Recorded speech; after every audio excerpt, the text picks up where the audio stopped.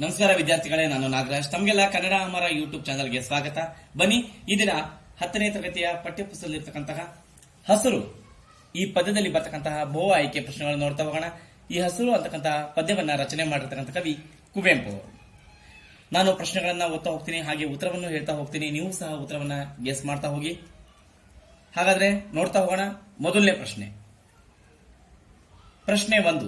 ಕವಿ ಕುವೆಂಪು ಅವರು ಜನಿಸಿದ್ದು ಯಾವಾಗ? ಕವಿ ಕುವೆಂಪು ಅವರು ಜನಿಸಿದ್ದು ಯಾವಾಗ? ಆಪ್ಷನ್ ಸಿಗಿದಾವೆ. ಮೊದಲನೇ ಆಪ್ಷನ್ 1901 ಡಿಸೆಂಬರ್ 29. 1902ನೇ ಆಪ್ಷನ್ 1902 ಡಿಸೆಂಬರ್ 29. ಮೂರನೇ ಆಪ್ಷನ್ 1903 ಡಿಸೆಂಬರ್ 29. ನಾಲ್ಕನೇ ಆಪ್ಷನ್ 1904 ಡಿಸೆಂಬರ್ 29. ಹಾಗಾದ್ರೆ ಇದಕ್ಕೆ ಸರಿಯಾದ ಉತ್ತರ ಕವಿ ಕುವೆಂಪು ಅವರು ಜನಿಸಿದ್ದು 1904 ಡಿಸೆಂಬರ್ 29. ಅದು ಕುಪ್ಪಳ್ಳಿ ಎಂಬಲ್ಲಿ. ಪ್ರಶ್ನೆ 2. ಹಸಿರು ಪದ್ಯವನ್ನು ಈ ಕವನ ಸಂಕಲನದಿಂದ ಆಯ್ದುಕೊಳ್ಳಲಾಗಿದೆ. ಹಸಿರು ಪದ್ಯವನ್ನು ಈ ಕವನ ಸಂಕಲನದಿಂದ ಆರಿಸಿಕೊಳ್ಳಲಾಗಿದೆ ಅಥವಾ ಆಯ್ದುಕೊಳ್ಳಲಾಗಿದೆ. ಆಪ್ಷನ್ಸ್ ನೋಡ್ತಾ ಹೋಗೋಣ. ಮೊದಲನೇ ಆಪ್ಷನ್ ಪಾಂಚಜನ್ಯ, ಎರಡನೇ ಆಪ್ಷನ್ ಕೊಳಲು, ಮೂರನೇ ಆಪ್ಷನ್ ಪಕ್ಷಿಕಾಶಿ, ನಾಲ್ಕನೇ ಆಪ್ಷನ್ ಪ್ರೇಮ ಕಾಶ್ಮೀರ. ಇದಕ್ಕೆ ಸರಿಯಾದ ಉತ್ತರ ಹಸಿರು ಅಂತಕ್ಕಂಥ ಪದ್ಯವನ್ನ ಪಕ್ಷಿಕಾಶಿ ಅಂತಕ್ಕಂಥ ಕವನ ಸಂಕಲನದಿಂದ ಆರಿಸಿಕೊಳ್ಳಲಾಗಿದೆ. ಪ್ರಶ್ನೆ 3. ಕುವೆಂಪು ಅವರ ಆತ್ಮಕಥನ ಇದಾಗಿದೆ. ಕುವೆಂಪು ಅವರ ಆತ್ಮಕಥನ ಯಾವುದು ಅಂತ ಪ್ರಶ್ನೆ ಬಂದಾಗ ಆಪ್ಷನ್ಸ್ ಹೀಗೆ ಬರ್ತಾ ವಿದ್ಯಾರ್ಥಿಗಳೇ. ಮೊದಲನೇ ಆಪ್ಷನ್ ಕನಸಿನ ದೋಣಿಯಲ್ಲಿ, ಎರಡನೇ ಆಪ್ಷನ್ ಸಾಗುವ ದೋಣಿಯಲ್ಲಿ, ಮೂರನೇ ಆಪ್ಷನ್ ನೆನಪಿನ ದೋಣಿಯಲ್ಲಿ, ನಾಲ್ಕನೇ ಆಪ್ಷನ್ ಚಲಿಸುವ ದೋಣಿಯಲ್ಲಿ. ಇದಕ್ಕೆ ಸರಿಯಾದ ಉತ್ತರ ಕುವೆಂಪು ಅವರ ಆತ್ಮಕಥನ ನೆನಪಿನ ದೋಣಿಯಲ್ಲಿ. ನೆನಪಿನ ದೋಣಿಯಲ್ಲಿ ಅಂತಕ್ಕಂಥದ್ದು ಇವರ ಆತ್ಮಕಥನ. ಹಾಗಾದ್ರೆ ಪ್ರಶ್ನೆ 4. ಹಸಿರು ಕವನವು ಈ ಮಾಸದ ನವರಾತ್ರಿಯಲ್ಲಿ ಪ್ರಕೃತಿಯಲ್ಲಿ ಹೆಪ್ಪುಗಟ್ಟಿರುವ ಹಚ್ಚ ಹಸಿರನ್ನು ಕಂಡು ಪ್ರೇರಿತವಾದ ಕವನವಾಗಿದೆ. ಪ್ರಶ್ನೆ ಅರ್ಥ ಮಾಡ್ಕೊಳ್ಳಿ. ಹಸಿರು ಕವನವು ಈ ಮಾಸದ ನವರಾತ್ರಿಯಲ್ಲಿ ಪ್ರಕೃತಿಯಲ್ಲಿ ಹೆಪ್ಪುಗಟ್ಟಿರುವ ಹಚ್ಚ ಹಸಿರನ್ನು ಕಂಡು ಪ್ರೇರಿತವಾದ ಕವನವಾಗಿದೆ. ಹಾಗಾದ್ರೆ ಆಪ್ಷನ್ಸ್ ನೋಡ್ತಾ ಹೋಗೋಣ. ಮೊದಲನೇ ಆಪ್ಷನ್ ಚೈತ್ರ ಮಾಸ, ಎರಡನೇ ಆಪ್ಷನ್ ಶ್ರಾವಣ ಮಾಸ, ಮೂರನೇ ಆಪ್ಷನ್ ಆಷಾಢ ಮಾಸ, ನಾಲ್ಕನೇ ಆಪ್ಷನ್ ಆಶ್ವಯುಜ ಮಾಸ. ಇದಕ್ಕೆ ಸರಿಯಾದ ಉತ್ತರ ಹಸಿರು ಅಂತಕ್ಕಂಥ ಕವನವು ಈ ಮಾಸದ ಆಶ್ವಯುಜ ಮಾಸದ ನವರಾತ್ರಿಯ ಪ್ರಕೃತಿಯಲ್ಲಿ ಹೆಪ್ಪುಗಟ್ಟಿರುವ ಹಚ್ಚ ಹಸಿರನ್ನು ಕಂಡು ಪ್ರೇರಿತವಾದ ಕವನವಾಗಿದೆ. ಇನ್ನ ಮುಂದಿನ ಪ್ರಶ್ನೆ ನೋಡ್ತಾ ಹೋಗೋಣ. ಪ್ರಶ್ನೆ 5. ಕವಿ ಆತ್ಮವು ಈ ಬಣ್ಣದಲ್ಲಿ ಮಿಂದು ಹೋಗಿದೆ. ಕವಿ ಆತ್ಮವು ಯಾವ ಬಣ್ಣದಲ್ಲಿ ಮಿಂದು ಹೋಗಿದೆ? ಪ್ರಶ್ನೆ ಬಂದ್ರೆ ಆಪ್ಷನ್ ಸಿಗಿದ ವಿದ್ಯಾರ್ಥಿಗಳೇ. ಮೊದಲನೇ ಆಪ್ಷನ್ ಹಳದಿ ಬಣ್ಣದಲ್ಲಿ, ಎರಡನೇ ಆಪ್ಷನ್ ಹಸಿರು ಬಣ್ಣದಲ್ಲಿ, ಮೂರನೇ ಆಪ್ಷನ್ ಕೆಂಪು ಬಣ್ಣದಲ್ಲಿ, ನಾಲ್ಕನೇ ಆಪ್ಷನ್ ನೀಲಿ ಬಣ್ಣದಲ್ಲಿ.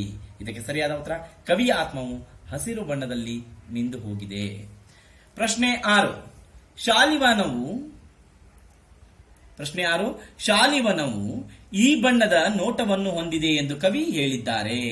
ಶಾಲಿವನವು ಯಾವ ಬಣ್ಣದ ನೋಟವನ್ನು ಹೊಂದಿದೆ ಅಂತ ಕವಿ ಹೇಳಿದ್ದಾರೆ?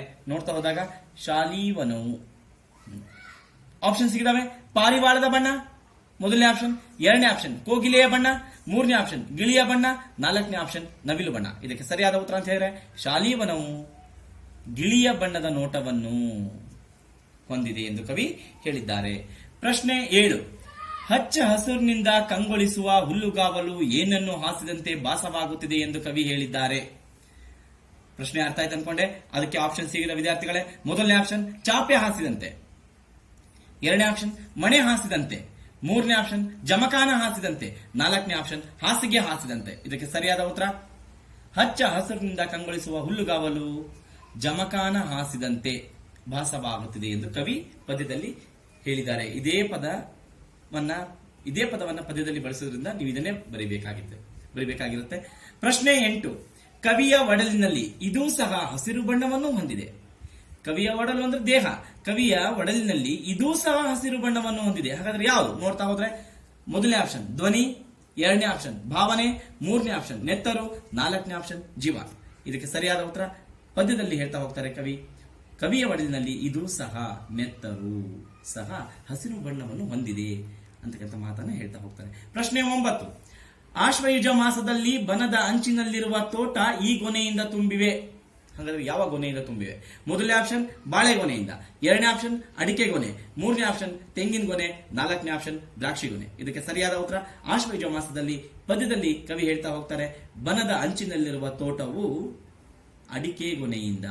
ಇದಕ್ಕೆ ಸರಿಯಾದ ಉತ್ತರ ಅಡಿಕೆ ಗೊನೆ. ಇಲ್ಲಿಗೆ 9 ಪ್ರಶ್ನೆಗಳು ಮುಗಿದು. ಬನ್ನಿ ವಿದ್ಯಾರ್ಥಿಗಳೇ, 10ನೇ ಪ್ರಶ್ನೆಯನ್ನು ನೋಡ್ತಾ ಹೋಗೋಣ. ಶ್ಯಾಮಲ ಎಂದರೆ ಈ ಬಣ್ಣಗಳು ಎಂದರ್ಥ. ಶ್ಯಾಮಲ ಎಂದರೆ ಈ ಬಣ್ಣಗಳು ಎಂದರ್ಥ. ಹಾಗಾದ್ರೆ ಯಾವ ಬಣ್ಣಗಳು? ಮೊದಲನೇ ಆಪ್ಷನ್ ಕಪ್ಪು ಹಸಿರು ಬಣ್ಣ ಶ್ಯಾಮಲ ಅಂದ್ರೆ, ಎರಡನೇ ಆಪ್ಷನ್ ಕಪ್ಪು ಹಳದಿ ಬಣ್ಣ, ಮೂರನೇ ಆಪ್ಷನ್ ಕಪ್ಪು ಬಿಳಿ ಬಣ್ಣ, ನಾಲ್ಕನೇ ಆಪ್ಷನ್ ಕಪ್ಪು ನೀಲಿ ಬಣ್ಣ. ಇದಕ್ಕೆ ಸರಿಯಾದ ಉತ್ತರ ಶ್ಯಾಮಲ ಎಂದರೆ ಕಪ್ಪು ನೀಲಿ ಬಣ್ಣ ಎಂದರ್ಥ. ಪ್ರಶ್ನೆ 11.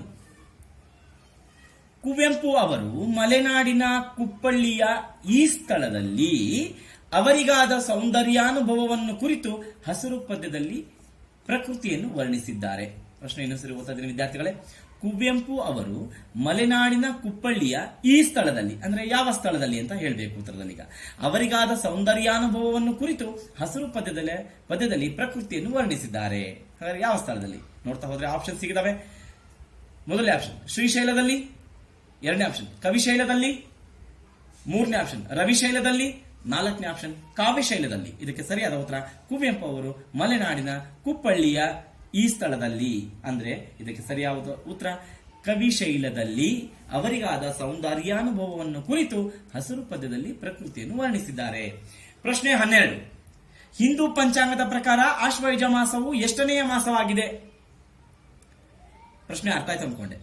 ಇದು ಎಷ್ಟನೆಯ ಮಾಸ ಅಂತ ಹೇಳಬೇಕು. ಆಪ್ಷನ್ ಸಿಗಿದಾವೆ. ಮೊದಲನೇ ಆಪ್ಷನ್ 5ನೆಯ ಮಾಸ, ಎರಡನೇ ಆಪ್ಷನ್ 6ನೆಯ ಮಾಸ, ಮೂರನೇ ಆಪ್ಷನ್ 7ನೆಯ ಮಾಸ, ನಾಲ್ಕನೇ ಆಪ್ಷನ್ 8ನೆಯ ಮಾಸ. ಇದಕ್ಕೆ ಸರಿಯಾದ ಉತ್ತರ ಹಿಂದೂ ಪಂಚಾಂಗದ ಪ್ರಕಾರ ಆಶ್ವಯುಜ ಮಾಸವು 7ನೆಯ ಮಾಸವಾಗಿದೆ. ಪ್ರಶ್ನೆ 13. ಹಸಿರು ಪದ್ಯವನ್ನು ಈ ಕವನ ಸಂಕಲನದಿಂದ ಆರಿಸಿಕೊಳ್ಳಲಾಗಿದೆ. ಆಪ್ಷನ್ ಸಿಗಿದಾವೆ. ಮೊದಲನೇ ಆಪ್ಷನ್ ಪ್ರೇಮ ಕಾಶ್ಮೀರ, ಎರಡನೇ ಆಪ್ಷನ್ ಪಾಂಚಜನ್ಯ, ಮೂರನೇ ಆಪ್ಷನ್ ಕೊಳಲು, ನಾಲ್ಕನೇ ಆಪ್ಷನ್ ಪಕ್ಷಿಕಾಶಿ. ಸರಿಯಾದ ಉತ್ತರ ಪಕ್ಷಿಕಾಶಿ. ಮೋಸ್ಟ್ಲಿ ಇದು ರಿಪೀಟ್ ಆಗಿರ್ಬೇಕಂತ ಬಂದಿದ್ದೀನಿ. ಬನ್ನಿ ಪ್ರಶ್ನೆ 14. ಶಾಲೀವನ ಎಂದರೆ ಈ ಗದ್ದೆ ಎಂದು ಕವಿ ಹೇಳಿದ್ದಾರೆ. ಶಾಲೀವನ ಎಂದರೆ ಈ ಗದ್ದೆ ಎಂದು ಕವಿ ಹೇಳಿದ್ದಾರೆ. ಮೊದಲನೇ ಆಪ್ಷನ್ ಭತ್ತದ ಗದ್ದೆ, ಎರಡನೇ ಆಪ್ಷನ್ ಕೆಸರು ಗದ್ದೆ, ಮೂರನೇ ಆಪ್ಷನ್ ಸೊಪ್ಪಿನ ಗದ್ದೆ, ನಾಲ್ಕನೇ ಆಪ್ಷನ್ ಮಾವಿನ ತೋಪು. ಇಲ್ಲಿ ಸರಿಯಾದ ಉತ್ತರ ಶಾಲೀವನ ಎಂದರೆ ಭತ್ತದ ಗದ್ದೆ. ಸರಿಯಾದ ಉತ್ತರ ಭತ್ತ ಗದ್ದೆ ಎಂದು ಕವಿ ಹೇಳಿದ್ದಾರೆ. ಇಲ್ಲಿಗೆ 14 ಪ್ರಶ್ನೆಗಳಾದವು. ಬನ್ನಿ 15ನೇ ಪ್ರಶ್ನೆ ನೋಡ್ತಾ ಹೋಗೋಣ. ಪ್ರಶ್ನೆ 15. ಕುವೆಂಪು ಅವರಿಗೆ ಈ ಕಾವ್ಯವು ಕೇಂದ್ರ ಸಾಹಿತ್ಯ ಅಕಾಡೆಮಿ ಪ್ರಶಸ್ತಿ ಮತ್ತು ಜ್ಞಾನಪೀಠ ಪ್ರಶಸ್ತಿಯನ್ನು ತಂದುಕೊಟ್ಟಿದೆ. ಹಾಗಾದ್ರೆ ಯಾವ ಕಾವ್ಯ? ಆಪ್ಷನ್ಸ್ ನೋಡಿದರೆ ಮೊದಲನೇ ಆಪ್ಷನ್ ಶ್ರೀ ಮಹಾಭಾರತ ದರ್ಶನಂ, ಎರಡನೇ ಆಪ್ಷನ್ ಶ್ರೀ ರಾಮಾಯಣ ದರ್ಶನಂ, ಮೂರನೇ ಆಪ್ಷನ್ ಶ್ರೀ ರಾಮಾಶ್ವಮೇಧಂ, ನಾಲ್ಕನೇ ಆಪ್ಷನ್ ಶ್ರೀ ರಾಮಾಯಣಂ. ಇದಕ್ಕೆ ಸರಿಯಾದ ಉತ್ತರ ಕುವೆಂಪು ಅವರಿಗೆ ಈ ಕಾವ್ಯವು ಶ್ರೀ ರಾಮಾಯಣ ದರ್ಶನಂ ಕಾವ್ಯವು ಕೇಂದ್ರ ಸಾಹಿತ್ಯ ಅಕಾಡೆಮಿ ಪ್ರಶಸ್ತಿ ಮತ್ತು ಜೊತೆಗೆ ಜ್ಞಾನಪೀಠ ಪ್ರಶಸ್ತಿಯನ್ನು ತಂದುಕೊಟ್ಟಿದೆ. ಪ್ರಶ್ನೆ 16. ಕವಿ ಕುವೆಂಪು ಅವರು ಇಲ್ಲಿ ನಡೆದ ಕನ್ನಡ ಸಾಹಿತ್ಯ ಸಮ್ಮೇಳನದ ಅಧ್ಯಕ್ಷತೆಯನ್ನು ವಹಿಸಿದ್ದರು. ಅಂದ್ರೆ ಯಾವ ಸ್ಥಳದಲ್ಲಿ ನಡೆದ ಕನ್ನಡ ಸಾಹಿತ್ಯ ಸಮ್ಮೇಳನದ ಅಧ್ಯಕ್ಷತೆಯನ್ನು ಇವರು ವಹಿಸಿದ್ರು ಕುವೆಂಪು ಅವರು. ಆಪ್ಷನ್ಸ್ ನೋಡೋದಾದ್ರೆ ಮೊದಲನೇ ಆಪ್ಷನ್ ಶಿವಮೊಗ್ಗ, ಎರಡನೇ ಆಪ್ಷನ್ ಮೈಸೂರು, ಮೂರನೇ ಆಪ್ಷನ್ ಧಾರವಾಡ, ನಾಲ್ಕನೇ ಆಪ್ಷನ್ ಬೆಂಗಳೂರು. ಹಾಗಾದ್ರೆ ಸರಿಯಾದ ಉತ್ತರ ಅಂತ ಹೇಳಿದ್ರೆ ಕುವೆಂಪು ಅವರು ಇಲ್ಲಿ ನಡೆದ ಧಾರವಾಡದಲ್ಲಿ ನಡೆದ ಕನ್ನಡ ಸಾಹಿತ್ಯ ಸಮ್ಮೇಳನದ ಅಧ್ಯಕ್ಷತೆಯನ್ನು ವಹಿಸಿಕೊಂಡಿದ್ರು. ಪ್ರಶ್ನೆ 17. ನೀವು ಸಹ ಉತ್ತರವನ್ನ ಗೆಸ್ ಮಾಡ್ತಾ ಇದ್ದೀರಿ ಅನ್ಕೊಂಡಿದ್ದೀನಿ ವಿದ್ಯಾರ್ಥಿಗಳೇ. ಬನ್ನಿ ಪ್ರಶ್ನೆ 17ಕ್ಕೆ ಹೋಗ್ತಾ ಇದೀನಿ. ಪ್ರಶ್ನೆ 17 ಹೀಗಿದೆ. ಕವಿ ಕುವೆಂಪು ಅವರು ಈ ವರ್ಷದಲ್ಲಿ ರಾಷ್ಟ್ರಕವಿ ಪ್ರಶಸ್ತಿಯನ್ನು ಪಡೆದಿದ್ದಾರೆ. ಹಾಗಾದ್ರೆ ಯಾವ ವರ್ಷ ಅವರಿಗೆ ರಾಷ್ಟ್ರಕವಿ ಪ್ರಶಸ್ತಿ ದೊರೆತಿದೆ? ನೋಡೋದಾದ್ರೆ ಮೊದಲನೇ ಆಪ್ಷನ್ ಹೀಗಿದೆ 1964, ಎರಡನೇ ಆಪ್ಷನ್ 1946, ಮೂರನೇ ಆಪ್ಷನ್ 1957, ನಾಲ್ಕನೇ ಆಪ್ಷನ್ 1994. ಇದಕ್ಕೆ ಸರಿಯಾದ ಉತ್ತರ ಕವಿ ಕುವೆಂಪು ಅವರು 1964ರಲ್ಲಿ ಕ್ರಿಸ್ತಶಕ 1964ರಲ್ಲಿ ಇವರಿಗೆ ರಾಷ್ಟ್ರಕವಿ ಪ್ರಶಸ್ತಿ ಸಿಕ್ಕಿದೆ. ಇವರು ಕನ್ನಡ ಕವಿಗಳಲ್ಲಿ ರಾಷ್ಟ್ರಕವಿ ಪ್ರಶಸ್ತಿಯನ್ನು ಪಡೆದ ಎರಡನೇ ಕವಿಯಾಗಿದ್ದಾರೆ. ಇನ್ನ ಪ್ರಶ್ನೆ 18. ಹಚ್ಚ ಹಸಿರು ಎಂಬುದು ಈ ವ್ಯಾಕರಣಾಂಶಕ್ಕೆ ಉದಾಹರಣೆಯಾಗಿದೆ. ಹಚ್ಚ ಹಸಿರು ಎಂಬುದು ಈ ವ್ಯಾಕರಣಾಂಶಕ್ಕೆ ಉದಾಹರಣೆಯಾಗಿದೆ. ಆಪ್ಷನ್ಸ್ ನೋಡಿದರೆ ಮೊದಲನೇ ಆಪ್ಷನ್ ಅನುಕರಣಾವ್ಯಯ, ಎರಡನೇ ಆಪ್ಷನ್ ನುಡಿಗಟ್ಟು, ಮೂರನೇ ಆಪ್ಷನ್ ವಿರುಕ್ತಿ, ನಾಲ್ಕನೇ ಆಪ್ಷನ್ ಜೋಡು ನುಡಿ. ಇದಕ್ಕೆ ಸರಿಯಾದ ಉತ್ತರ ನೀವೆಲ್ಲ ಗೆಸ್ ಮಾಡಿದ್ರೆ ಅನ್ಕೊಂಡಿದ್ದೀನಿ. ಹಚ್ಚ ಹಸಿರು ಅಂತಕ್ಕಂತಹ ಪದವು ವಿರುಕ್ತಿ ಪದಕ್ಕೆ ಉದಾಹರಣೆಯಾಗಿದೆ.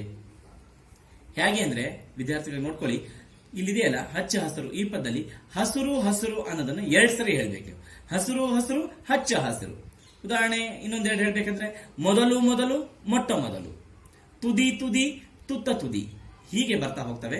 ಹೀಗೆ ಹಚ್ಚ ಹಸಿರು ಅಂತಕ್ಕಂಥದ್ದು ವಿರುಕ್ತಿಯಾಗಿದೆ. ಇನ್ನು ಪ್ರಶ್ನೆ 19, ಕವಿಶೈಲ ಇರುವುದು ಇಲ್ಲಿ ಎಲ್ಲಿ ಅಂತ ಕೇಳ್ತಾರೆ. ಸ್ಥಳ ಹೇಳಬೇಕಾಗತ್ತೆ ನಾವು. ಆಪ್ಷನ್ ಸಿಗಿದಾವೆ. ಮೊದಲನೇ ಆಪ್ಷನ್ ಶಿವಮೊಗ್ಗ, ಎರಡನೇ ಆಪ್ಷನ್ ಕುಪ್ಪಳ್ಳಿ, ಮೂರನೇ ಆಪ್ಷನ್ ಶಿಕಾರಿಪುರ, ನಾಲ್ಕನೇ ಆಪ್ಷನ್ ಸಾಗರ. ಇದಕ್ಕೆ ಸರಿಯಾದ ಉತ್ತರ ಕವಿಶೈಲ ಇರ್ತಕ್ಕಂಥದ್ದು ಎಲ್ಲಿ ಅಂತ ಹೇಳಿದ್ರೆ ಕುಪ್ಪಳ್ಳಿಯಲ್ಲಿ. ಕವಿಶೈಲ ಇರ್ತಕ್ಕಂಥದ್ದು ಕುಪ್ಪಳ್ಳಿಯಲ್ಲಿ. ಇಲ್ಲಿಗೆ 19 ಪ್ರಶ್ನೆಗಳು ಮುಗಿದ ವಿದ್ಯಾರ್ಥಿಗಳೇ. ಇನ್ನ ಪ್ರಶ್ನೆ 20, ಮಕಮಲ್ಲು ಪದದ ಅರ್ಥ ಇದಾಗಿದೆ. ಮಕಮಲ್ಲು ಪದದ ಅರ್ಥ ಇದಾಗಿದೆ. ಆಪ್ಷನ್ಸ್ ನೋಡಿದ್ರೆ ಮೊದಲನೇ ಆಪ್ಷನ್ ಒರಟಾದ, ಅದರ ಅರ್ಥ. ಎರಡನೇ ಆಪ್ಷನ್ ಹಗುರಾದ, ಮೂರನೇ ಆಪ್ಷನ್ ಎತ್ತರವಾದ, ನಾಲ್ಕನೇ ಆಪ್ಷನ್ ನಯವಾದ. ಇದಕ್ಕೆ ಸರಿಯಾದ ಉತ್ತರ ಮಕಮಲ್ಲು ಪದದ ಅರ್ಥ ನಯವಾದ ಎಂದರ್ಥ. ಪ್ರಶ್ನೆ 21, ಬಹುತೇಕ ವಿಮರ್ಶಕರು ಕುವೆಂಪುರವರ ಪಕ್ಷಿಕಾಶಿಯನ್ನು ಇದರ ಪ್ರಾತಿನಿಧಿಕ ಸಂಕಲನವೆಂದು ಗುರುತಿಸಿದ್ದಾರೆ. ಪ್ರಶ್ನೆ ಅರ್ಥ ಆಯ್ತು ಅನ್ಕೊಂಡೆ, ಇನ್ನೊಂದ್ಸರಿ ಓದ್ತಾ ಇದ್ದೀನಿ. ಬಹುತೇಕ ವಿಮರ್ಶಕರು ಕುವೆಂಪುರವರ ಪಕ್ಷಿಕಾಶಿಯನ್ನು ಇದರ ಪ್ರಾತಿನಿಧಿಕ ಸಂಕಲನವೆಂದು ಗುರುತಿಸಿದ್ದಾರೆ. ಹಾಗಾದ್ರೆ ಯಾವುದರ?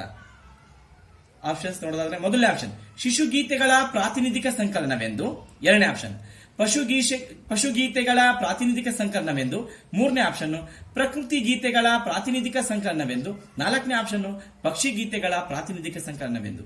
ಇದಕ್ಕೆ ಸರಿಯಾದ ಉತ್ತರ ಅಂತ ಹೇಳಿದ್ರೆ ಬಹುತೇಕ ವಿಮರ್ಶಕರು ಕುವೆಂಪುರವರ ಪಕ್ಷಿಕಾಶಿಯನ್ನು ಪ್ರಕೃತಿ ಗೀತೆಗಳ ಪ್ರಾತಿನಿಧಿಕ ಸಂಕಲನವೆಂದು ಗುರುತಿಸಿದ್ದಾರೆ. ಅರ್ಥ ಆಯ್ತು ಅನ್ಕೊಂಡೆ. ಪ್ರಕೃತಿ ಗೀತೆಗಳ ಪ್ರಾತಿನಿಧಿಕ ಸಂಕಲನವೆಂದು ಗುರುತಿಸಿದ್ದಾರೆ. ಪ್ರಶ್ನೆ 22, ವನದಿ ಪದದ ಅರ್ಥ ಇದಾಗಿದೆ. ಏನು ಹಾಗಾದ್ರೆ ವನದಿ ಪದದ ಅರ್ಥ ಏನು? ಮೊದಲನೇ ಆಪ್ಷನ್ ಕಾಡು, ಎರಡನೇ ಆಪ್ಷನ್ ಸಮುದ್ರ, ಮೂರನೇ ಆಪ್ಷನ್ ಬೆಟ್ಟಗುಡ್ಡ, ನಾಲ್ಕನೇ ಆಪ್ಷನ್ ಗಿಡಮರ. ಹಾಗಾದ್ರೆ ವನದಿ ಅಂತಕ್ಕಂತಹ ಪದದ ಅರ್ಥ ನೀವೆಲ್ಲ ಉತ್ತರ ಗೆಸ್ ಮಾಡಿದ್ರೆ ಅನ್ಕೊಂಡಿದ್ದೀನಿ. ವನದಿ ಅಂತ ಹೇಳಿದ್ರೆ ಸಮುದ್ರ ಅಂತ ಅರ್ಥ. ಸರಿಯಾದ ಉತ್ತರ ಸಮುದ್ರ. ಬನ್ನಿ ಪ್ರಶ್ನೆ 23, ನವರಾತ್ರಿ ಪದವು ಈ ಸಮಾಸಕ್ಕೆ ಉದಾಹರಣೆಯಾಗಿದೆ. ನವರಾತ್ರಿ, ನವ ಪ್ಲಸ್ ರಾತ್ರಿ, ನವರಾತ್ರಿ. ಹಾಗಾದ್ರೆ ಯಾವ ಸಮಾಸ? ಆಪ್ಷನ್ ಸಿಗಿದಾವೆ. ಕರ್ಮಧಾರಯ ಸಮಾಸ, ಎರಡನೇ ಆಪ್ಷನ್ ಕ್ರಿಯಾ ಸಮಾಸ, ಮೂರನೇ ಆಪ್ಷನ್ ದ್ವಿಗು ಸಮಾಸ, ನಾಲ್ಕನೇ ಆಪ್ಷನ್ ಅಂಶಿ ಸಮಾಸ. ಹಾಗಾದ್ರೆ ಸರಿಯಾದ ಉತ್ತರ ವಿದ್ಯಾರ್ಥಿಗಳೇ ನವರಾತ್ರಿ ಅಂತಕ್ಕಂಥದ್ದು ದ್ವಿಗು ಸಮಾಸಕ್ಕೆ ಉದಾಹರಣೆಯಾಗಿದೆ. ಕಾರಣ ಪೂರ್ವ ಪದದಲ್ಲಿ ಸಂಖ್ಯೆಗಳು ಬರ್ತವೆ, ಆದ್ದರಿಂದ ಅದು ದ್ವಿಗು ಸಮಾಸವಾಗಿದೆ. ಪ್ರಶ್ನೆ 24, ಸಂಜೆ ಪದದ ತತ್ಸಮ ರೂಪ ಇದಾಗಿದೆ. ಆಪ್ಷನ್ ಸಿಗಿದಾವೆ. ಮೊದಲನೇ ಆಪ್ಷನ್ ಸಂಜು, ಎರಡನೇ ಆಪ್ಷನ್ ಬಂಜೆ, ಮೂರನೇ ಆಪ್ಷನ್ ಸಂಧ್ಯಾ, ನಾಲ್ಕನೇ ಆಪ್ಷನ್ ಸುಧೆ. ಸರಿಯಾದ ಉತ್ತರ ಸಂಧ್ಯಾ. ಸರಿಯಾದ ಉತ್ತರ ಸಂಧ್ಯಾ. ಸಂಜೆ, ಸಂಧ್ಯಾ. ಇಲ್ಲಿಗೆ 24 ಪ್ರಶ್ನೆಗಳವು. ಹಾಗಾದ್ರೆ 25ನೇ ಪ್ರಶ್ನೆ, ಕವಿ ಪದದ ತತ್ಸಮ ರೂಪ ಇದಾಗಿದೆ. ಪ್ರಶ್ನೆ ಅರ್ಥ ಆಯ್ತು ಅನ್ಕೊಂಡೆ. ಆಪ್ಷನ್ ಸಿಗಿದ ವಿದ್ಯಾರ್ಥಿಗಳೇ. ಕಾವ್ಯ ಮೊದಲನೇ ಆಪ್ಷನ್, ಎರಡನೇ ಆಪ್ಷನ್ ಕಬ್ಬ, ಮೂರನೇ ಆಪ್ಷನ್ ಕಬ್ಬಿಗ, ನಾಲ್ಕನೇ ಆಪ್ಷನ್ ಹಬ್ಬ. ಕವಿ ಪದದ ತತ್ಸಮ ರೂಪ ಕಬ್ಬಿಗ. ಕವಿ ಕಬ್ಬಿಗ. ಕಾವ್ಯ ಕಬ್ಬ ಬರುತ್ತೆ, ಕವಿ ಬಂದಾಗ ಕಬ್ಬಿಗ ಬರುತ್ತೆ. ಪ್ರಶ್ನೆ 26, ಕವಿ ಕುವೆಂಪು ಅವರು ಈ ವಿಶ್ವವಿದ್ಯಾನಿಲಯದ ಕುಲಪತಿಗಳಾಗಿ ಸೇವೆ ಸಲ್ಲಿಸಿದ್ದಾರೆ. ಹಾಗಾದ್ರೆ ಯಾವ ವಿಶ್ವವಿದ್ಯಾನಿಲಯದಲ್ಲಿ ಅವರು ಕುಲಪತಿಗಳಾಗಿ ಸೇವೆಯನ್ನು ಸಲ್ಲಿಸಿದ್ದಾರೆ ನೋಡೋದಾದ್ರೆ ಆಪ್ಷನ್ ಸಿಗಿದಾವೆ. ಮೊದಲನೇ ಆಪ್ಷನ್ ಕುವೆಂಪು ವಿಶ್ವವಿದ್ಯಾನಿಲಯ, ಮೊದಲನೇ ಆಪ್ಷನ್ ಕುವೆಂಪು ವಿಶ್ವವಿದ್ಯಾನಿಲಯ, ಎರಡನೇ ಆಪ್ಷನ್ ಕರ್ನಾಟಕ ವಿಶ್ವವಿದ್ಯಾನಿಲಯ, ಮೂರನೇ ಆಪ್ಷನ್ ಹಂಪಿ ವಿಶ್ವವಿದ್ಯಾನಿಲಯ, ನಾಲ್ಕನೇ ಆಪ್ಷನ್ ಮೈಸೂರು ವಿಶ್ವವಿದ್ಯಾನಿಲಯ. ಇಲ್ಲಿ ನಿಮಗೆ ಹೆಸರೇ ಗೊತ್ತಾಗತ್ತೆ, ಕವಿ ಕುವೆಂಪು ಅವರು ಅಂತ ಕೇಳಿದ್ದಾರೆ. ಇಲ್ಲೂ ಕುವೆಂಪು ವಿಶ್ವವಿದ್ಯಾನಿಲಯ ಇದೆ, ಆದ್ದರಿಂದ ಈ ಉತ್ತರ ತಪ್ಪು ಅಂತ ಹೇಳ್ತಾ ಇದ್ದೀನಿ. ನೀವು ಗೆಸ್ ಮಾಡಿರ್ತಕ್ಕಂಥದ್ದು ತಪ್ಪು. ಕವಿ ಕುವೆಂಪು ಅವರು ಮೈಸೂರು ವಿಶ್ವವಿದ್ಯಾನಿಲಯದಲ್ಲಿ ಕುಲಪತಿಗಳಾಗಿ ಸೇವೆಯನ್ನು ಸಲ್ಲಿಸಿದ್ದಾರೆ. ಆದ್ದರಿಂದ ವಿದ್ಯಾರ್ಥಿಗಳಿಗೆ ಇಂತಹ ಪ್ರಶ್ನೆಗಳು ಬಂದಾಗ ಬಹಳ ಗೊಂದಲ ಉಂಟಾಗತ್ತೆ. ಸಾಮಾನ್ಯವಾಗಿ ನಮ್ಮ ಮನಸ್ಸು ಇಲ್ಲಿ ಕುವೆಂಪು ಅವರು ಬಂದಾಗ ಇಲ್ಲಿ ಕುವೆಂಪು ವಿಶ್ವವಿದ್ಯಾನಿಲಯ ಅಂತ ಅಲ್ಲಿ ಆತರ ಉತ್ತರ ಇರಬಹುದೇನೋ ಅಂತ ಗೆಸ್ ಮಾಡ್ತೀವಿ. ಆದ್ರೆ ಸ್ವಲ್ಪ ಹುಷಾರಾಗಿ ಯೋಚನೆ ಮಾಡಿ ಉತ್ತರವನ್ನ ಗುರ್ತು ಮಾಡಿ, ಕಾರಣ ಒಂದು ಅಂಕನೂ ಸಹ ಇಲ್ಲಿ ಬಹಳ ನಿಮಗೆ ಪ್ರಮುಖವಾಗಿರುತ್ತೆ ಅಂತ ಹೇಳ್ತಾ ಇದ್ದೀನಿ. ನಾನು ಹೇಳಿದೆ ನಿಮಗೆ 26ನೇ ಪ್ರಶ್ನೆಗೆ ಸರಿಯಾದ ಉತ್ತರ ಕುವೆಂಪು ಅವರು ಮೈಸೂರು ವಿಶ್ವವಿದ್ಯಾನಿಲಯದಲ್ಲಿ ಕುಲಪತಿಗಳಾಗಿ ಸೇವೆಯನ್ನು ಸಲ್ಲಿಸಿದ್ದಾರೆ. ಇದು ಸರಿಯಾದ ಉತ್ತರ. ಪ್ರಶ್ನೆ 7. ಬೆರಳ್ಗೆ ಕೊರಳ್ ಎಂಬುದು ಕುವೆಂಪು ಅವರು ರಚಿಸಿರುವ ಕನ್ನಡ ಸಾಹಿತ್ಯದ ಈ ಪ್ರಕಾರಗಳಲ್ಲಿ ಒಂದಾಗಿದೆ. ಬೆರಳ್ಗೆ ಕೊರಳ್ ಎಂಬುದು ಕುವೆಂಪು ಅವರು ರಚಿಸಿರುವ ಕನ್ನಡ ಸಾಹಿತ್ಯದ ಈ ಪ್ರಕಾರಗಳಲ್ಲಿ ಒಂದಾಗಿದೆ. ಹಾಗಾದ್ರೆ ಬೆರಳ್ಗೆ ಕೊರಳ್ ಏನದು ನೋಡಿದರೆ, ಮೊದಲನೇ ಆಪ್ಷನ್ ನಾಟಕ, ಎರಡನೇ ಆಪ್ಷನ್ ಕಾದಂಬರಿ, ಮೂರನೇ ಆಪ್ಷನ್ ಕವನ ಸಂಕಲನ, ನಾಲ್ಕನೇ ಆಪ್ಷನ್ ಕಥಾ ಸಂಕಲನ. ಸರಿಯಾದ ಉತ್ತರ ಅಂತ ಹೇಳಿದ್ರೆ ಬೆರಳ್ಗೆ ಕೊರಳ್ ಎಂಬುದು ಕುವೆಂಪು ಅವರು ರಚಿಸಿರುವ ಕನ್ನಡ ಸಾಹಿತ್ಯದ ನಾಟಕದ ಪ್ರಕಾರಕ್ಕೆ ಸೇರಿದೆ. ನಾಟಕ. ಪ್ರಶ್ನೆ 28. ಕವಿ ಕುವೆಂಪು ಅವರಿಗೆ ಕರ್ನಾಟಕ ರತ್ನ ಪ್ರಶಸ್ತಿ ದೊರೆತಿದ್ದು ಯಾವಾಗ?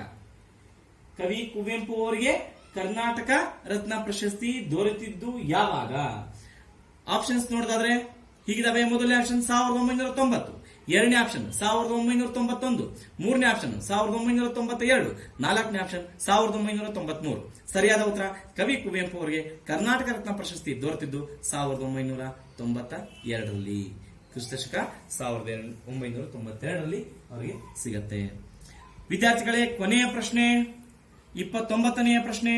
ಕವಿ ಕುವೆಂಪು ಅವರಿಗೆ ಪದ್ಮವಿಭೂಷಣ ಪ್ರಶಸ್ತಿ ದೊರೆತಿದ್ದು ಯಾವಾಗ ಅಂತ ಪ್ರಶ್ನೆ ಕೇಳಿದಾಗ ಆಪ್ಷನ್ ಸಿಗ್ ಬರ್ತಾ ವಿದ್ಯಾರ್ಥಿಗಳೇ.